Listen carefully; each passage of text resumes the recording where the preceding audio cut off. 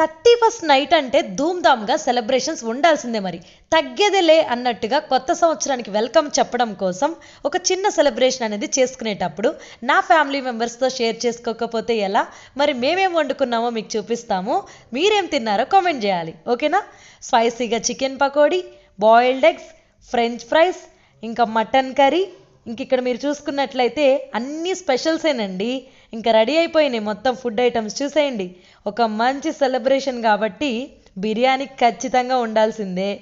ఇంకా పెరుగు చట్నీ. ఎంతమందికి ఇష్టం బిర్యానీ అంటే? భలే తినాలనిపిస్తుందా మరి? మంచిగా ఈ కట్ట వేసుకుంటే బిర్యానీ టేస్టే వేరండి. మరి స్పైసీగా చికెన్ ఫ్రై ఉండాలి కదా, అందుకోసం.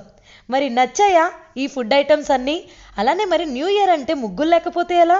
2025కి వెల్కమ్ చెప్తూ ఈ ముగ్గు అయితే వేసేసాను. ఇంకా సేమియా పాయసం.